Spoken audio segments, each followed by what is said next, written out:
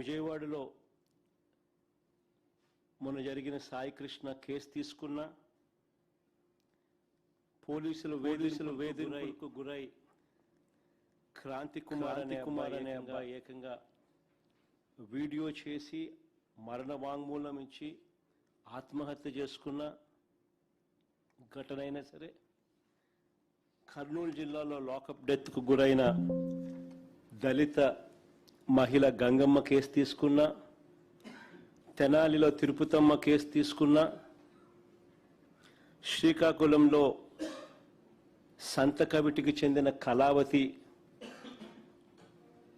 Case తీసుకున్న, రాష్ట్రంలో నెలకొని ఉన్న భయానక వాతావరణానికి ఇవన్నీ కూడా అద్దం పడతాయి.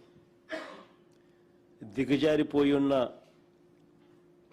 చట్టం, పోలీస్ వ్యవస్థకి ఇవన్నీ కూడా అద్దం పడతాయి. కస్టడీలోకి తీసుకొని ఒక మనిషిని దారుణంగా కొట్టి చంపి కుట్రపూరితంగా సీసీ ఫుటేజ్ను సైతం మాయం చేసి చివరికి శవం కూడా కనపడకుండా మాయం చేసి ఆ శవం ఎక్కడుందో, ఏం చేశారో, ఏమైందో కనీసం కుటుంబ సభ్యులకు బూడిద కూడా ఇవ్వని అత్యంత అమానవీయ పాశవిక ఘటన జరిగి, ఈ ఘటన కూడా ఎక్కడ జరిగింది? So called state head quarters. అంటే చంద్రబాబు నాయుడు గారి ఇంటికి ఆమడ దూరంలో.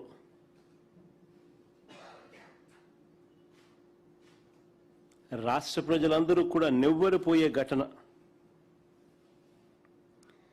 ఇవి ఒక్కొక్కటిగా కూడా బయటికి వస్తూ ఉంటే ఆంధ్రప్రదేశ్లో ఇలాంటివి జరగడం ఏమిటి అని చెప్పి చంద్రబాబు నాయుడు గారిని ఎవరూ కూడా నిలదీయకూడదట. ఇలాంటి ఘటనలు మనకు కనిపిస్తూ ఉన్నా, మన కళ్ళు ఎదుటే జరుగుతూ ఉన్నా, సాక్షాత్తు విజయవాడలోనే స్టేట్ హెడ్ క్వార్టర్స్లోనే ఇవన్నీ కూడా జరుగుతూ ఉన్నా కూడా చంద్రబాబు నాయుడు గారిని ఎవరూ కూడా నిలదీయకూడదట. వీటి గురించి ప్రశ్నిస్తే, వీటి గురించి నిలదీస్తే వెంటనే వాళ్ళ దగ్గర నుంచి వచ్చే మాటలు ఏమిటి? క్రిమినల్స్కు మద్దతు ఇస్తారా అంటూ తాను ఎదురుదాడి చేయడమే కాకుండా తనకు తానా తందానా అనే ఎల్లో మీడియాతో కూడా ఇదే మాదిరిగానే రాతలు రాయి చేస్తారు. క్యారెక్టర్ అసాసినేషన్ జరిగిన ఘటనలో అమానవీయంగా ఒక వ్యక్తిని పోలీస్ కస్టడీలో తీసుకోవడం, కొట్టడం, చంపడం, కుట్రపూరితంగా సీసీ ఫుటేజ్ను మాయం చేయడం, చివరికి శవం కూడా మాయం చేసిన పరిస్థితి. చివరికి ఆ తల్లికి కనీసం బూడిద కూడా ఇవ్వని అత్యంత అమానవీయ పరిస్థితుల మధ్య. దాని గురించి ఎవరు మాట్లాడరు.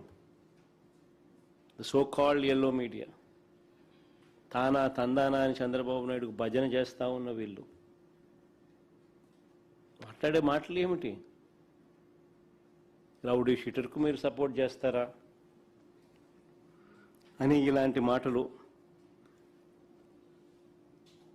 నిజంగా ఈ టాపిక్ కూడా డైవర్ట్ చేయడానికి, ఆశ్చర్యకరంగా ఈ టాపిక్ డైవర్ట్ చేయడానికి చంద్రబాబు నాయుడు గారి పార్ట్నర్ కూడా,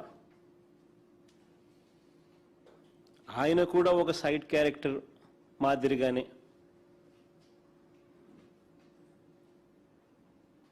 వీళ్ళతో తాను తందానా అంటూ పొలిటికల్ డ్రామాలో ఈరోజు అందరూ చేస్తూ ఉన్న పరిస్థితులు. నేను చంద్రబాబు నాయుడు గారిని, ఆయన పార్ట్నర్ గారిని ఇద్దరిని సూటిగా ప్రశ్నిస్తా ఉన్నా.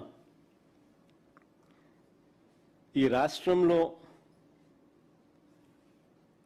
చట్టం, న్యాయం లేదని కోర్టులతో తమ